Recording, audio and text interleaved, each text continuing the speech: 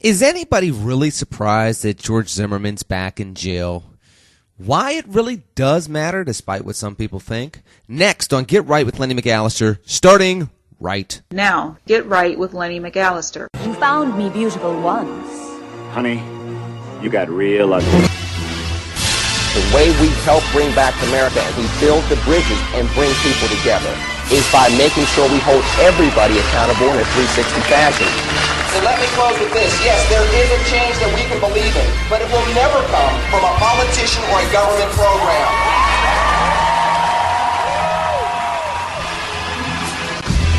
We cannot find physical sanity here in the land of Lincoln. So Carbondale acknowledges that we collectively continue to tolerate the insanity found on the streets of South Chicago and East Texas. We got to move away from the American Idol soundbite nature of politics and back to the American statesman of humble servant leadership that we used to see in politics. It is time to roll out the era of the new, educated, engaged, and energized American citizens. I go do the jail ministry. I speak to the kids in the streets. So I'm never going to lay down being conservative just as much as I'll never lay down being a proud African American. Feel like a black republic, money I got coming in. Can't turn my back on the hood, I got love for them. So let's just get right into it, shall we? Let's not even delay or take a moment to pause or anything else. You know where we are. It's the podcast. Get Right with Lenny McAllister. You know the drill. You and me talking. You know where to find me. Facebook, very simple, tinyurl.com/LENNYPAGE. If you want to talk to me on Twitter, go back and forth. You know the deal. Very simple. My first and last name, LENNYMCALLISTER. And yes, I'm going to get into it right now. Now, I know there will be some people, and I don't know how long I'm going to engage folks on this, so get it while it's hot. But yes, I'm not pissed that George Zimmerman's back in jail. I'm not angry. I'm not going to go burn down something or walk down the street and protest or anything else today. Now, I wouldn't burn down something, period. But protest I might. And here's why. The reason why I say this is because for those that say, oh well, Georgie's back in trouble again, has nothing to do with me. It has everything to do with you and me. Has everything to do with the American society that we deal with. Because I will go back to the same argument that had been made since 2012. Here's a guy that had been in trouble with domestic violence, violence against police. He had a temper before the Trayvon Martin incident. A unarmed teenager dies. He claims that he was attacked. And then he has problems after he gets acquitted. And for all the George Zimmerman supporters, Second Amendment supporters, stand your ground, Trayvon Martin was a punk type of folks, I have heard nothing on Twitter so far. I have heard nothing in social media so far. All those people that were all up in the mix, that were all about George is a hero, which I used to hear in social media, which I have heard in interviews that I was on, which I have literally read from some writers. And I hate to say it, but the vast majority of them lean conservative politically. And I'm a conservative. They didn't agree with me on this. In fact, I got called rhino because I didn't agree with this. I got called a race baiter because I said what I'm about to say right now yet again. If you don't see the racial disparities in America between what young black youth have to go through when they're innocent, let alone when they do something wrong. Let's just focus on when they're innocent, because they're all not criminals. But if you can't see the racial disparities where George Zimmerman, with a whole bunch of problems in his background, still gets the benefit of the doubt, with the vast majority of those individuals backing him, giving him money, giving him guns, giving him support, are conservatives, and the vast majority of the people that A, back Trayvon Martin, lean liberal, 2, are African American or minority, I'm going to say it wrong. You can tell I'm getting a little frustrated. When the vast majority of those people are liberals when it comes to politics, they're minorities, ethnic minorities in America. See, I knew how to say it right. Come on now. They're often younger. They're often poor, and they often live in urban areas. And then the extreme on the other side, people that are not only supporting George Zimmerman, but are going to Facebook and saying, see, I told you he was a thug. I told you he was problems. I told you he was this, that, and whatever they want to say. Got me stuttering and stammering and stumbling over my own words and using improper English and all this other jazz. Because it's clear as a bell to me yet again that there are people that have the luxury to overlook these types of things. There are people that will say, oh, well, we were wrong about George. It's just life. No, it's not just life. Because at some point in time, there's going to be another young black man, black woman that's going to die over a misunderstanding that's going to involve race, probably going to involve guns or other type of weaponry, and the nation's going to divide again. Oh, wait, we have something in Detroit? Renisha McBride, yeah, exactly. To my point. And for those that say, well, it is what it is, and oh, well, we just have a difference of opinion. No, we don't. Because if you don't have black children, you don't have the same fears and apprehension towards the police, towards, heck, picking up a cab after dark, picking up a cab in downtown during daylight half the time. You don't have the same apprehensions when it comes to going and trying to get a job. You don't have the same apprehensions when it comes to walking down the street at night. You don't have the same apprehensions getting on an elevator as an African American, as a minority, and having somebody clutch their purse or have an expectation of you, or walking through a department store with loads of money in your pocket. I mean, heaven forbid we have an incident like that in America. Oh, wait, you're talking about Barney's and a $300 belt? Do you see what I mean with this? So when I see George Zimmerman in jail, yet again, involving a gun, yet again, involving violence against another individual that's unarmed, yet again, I have a problem with it. I have a severe problem with it. Now, I guarantee you, dollars or donuts, homeboy gets out of jail yet again. Homeboy will bail out once again. And there'll be somebody on television apologizing for this. Well, his ex-wife was lying. I bet you this woman's lying too. And I bet you this one was lying, and George just can't catch a break. And George's a great guy. Remember, he saved that family in the car accident. Look, all I'm going to say is this. George Zimmerman exemplifies part of the growing disparities in race relations, and how we treat each other in society, and how we deal with things from a political viewpoint more than people want to admit. You agree, disagree, find me on Twitter, find me on Facebook. But that's why the Zimmerman situation from this week has caught my eye. Not because I want him dead, not because I want him to rot underneath the jail or any of that other jazz. It's because if people don't understand, if people are not willing to be honest and look at how this gentleman, and I will put that in air quotes, because I'm going to go with the evidence and say that he's not really a gentleman. Got a girlfriend, not fully divorced yet, has been having domestic violence issues with at least 3 different women, basically shoots an unarmed teenager, kills him, had problem with the police. He's probably not a gentleman. So today it's in air quotes. And for those that say, you call President Obama a gentleman. No, President Obama has a Harvard degree and he's the president of the United States. Versus a dude that keeps putting his hands on women and is acting like a punk. So, I mean, there's a big disparity there. If you got a problem with that, there's not much I can do to help you with that. I do apologize, kind of, sort of, but not really.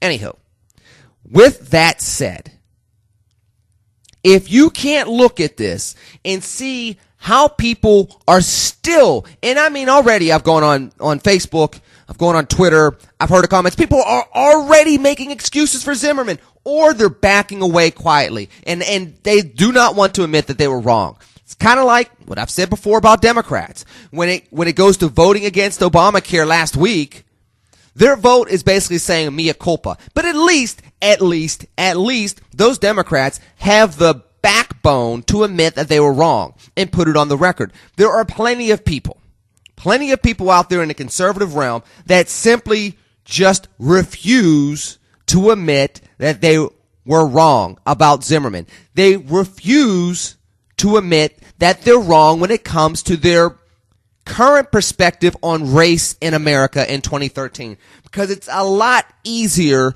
to gravitate behind Herman Cain, to gravitate behind Alan Keyes, to gravitate behind other black conservatives and say, well, race, we're all equal. We're not all equal. We're all equal under the heck. We have this with Obamacare. The law is supposed to treat us all equally. And yet you got President Obama just taking all kind of subjective liberties with the law. So you already have this as an example with something that's quote unquote landmark legislation. So if you're going to have it with that, when it comes to something that has been ingrained in the American society as long as racism and tension when it comes to race relations, as it has been in American society, you can't name one decade where race hasn't been a big problem in America. Not one decade throughout the history of this country. You cannot find it.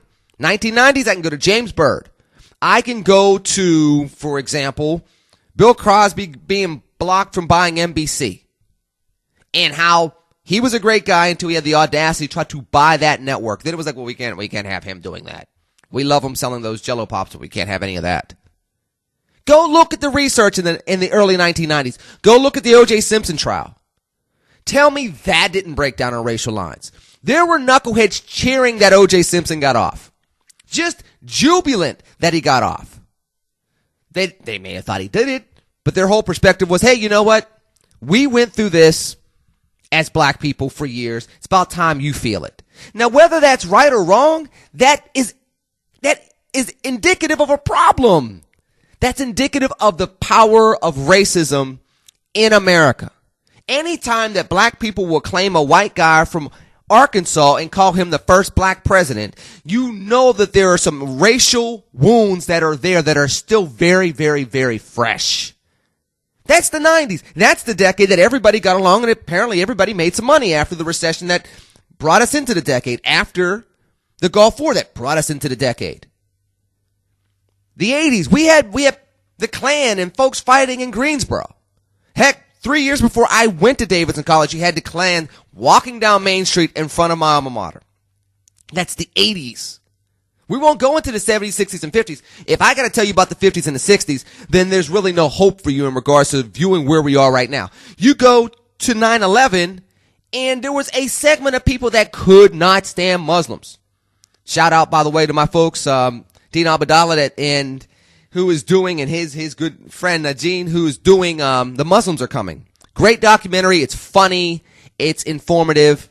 Go check it out if it comes to your city. I saw it in Chicago. Great time. Got some pictures on my Facebook page if you want to check those out. And on Twitter, as a matter of fact.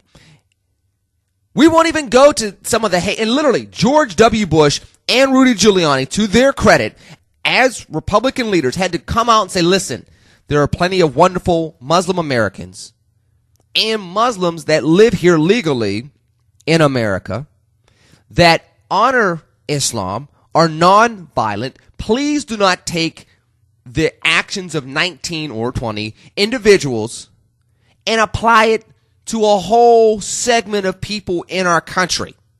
Just because they happen to share a religion, maybe a country of origin, maybe even a last name, a common last name.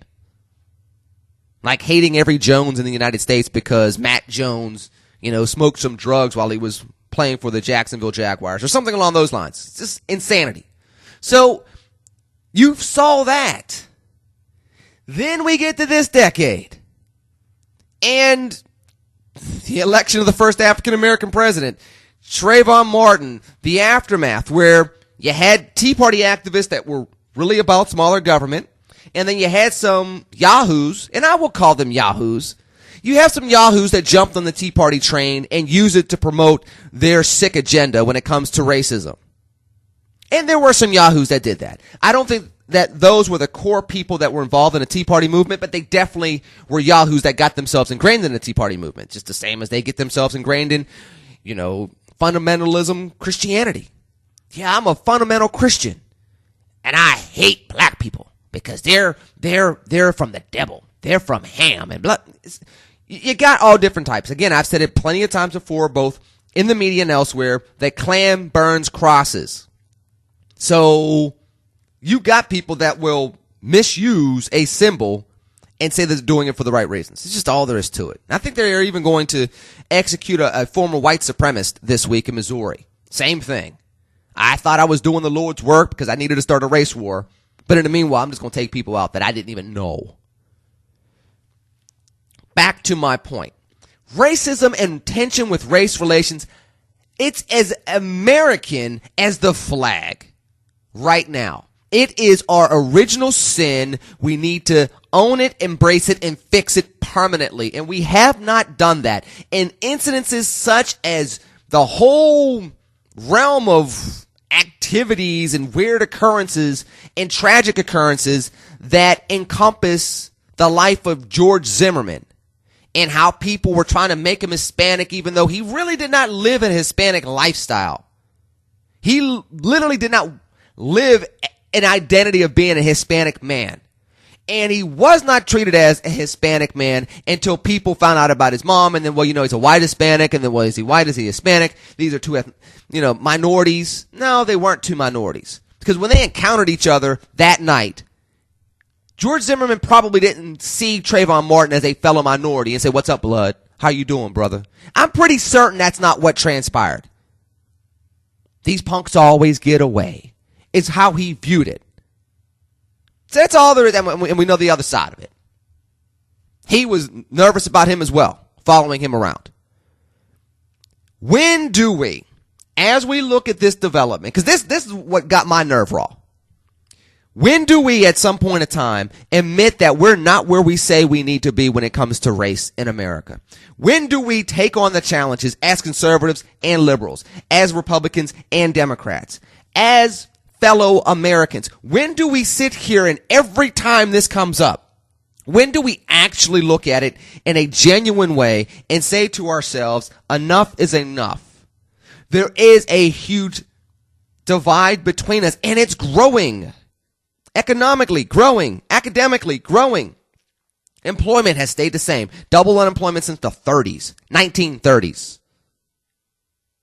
When do we sit there and say there is something real? It impacts how we view each other. It impacts how we trust each other. And it impacts how we grow together as a nation. Urban, rural, suburban, black, white, brown, Spanish speaking, English speaking. From Eastern Europe, from South America. When do we look at, because at this point in time, if we're not willing to look at this and see, how people are going to react to Zimmerman being in jail. Because my thing is, those that ignore this and say it's not a story, it absolutely is a story. This is yet another incident of this guy doing the same exact thing, except he got away with murder before. He got away with murder.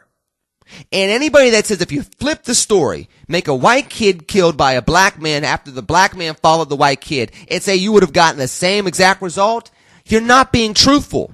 You're just not being truthful with the history of America, with all the disparities when it comes to the criminal justice system, when it comes to the family courts, when it comes to police interaction, when it comes to any other things that we know. Stop and frisk.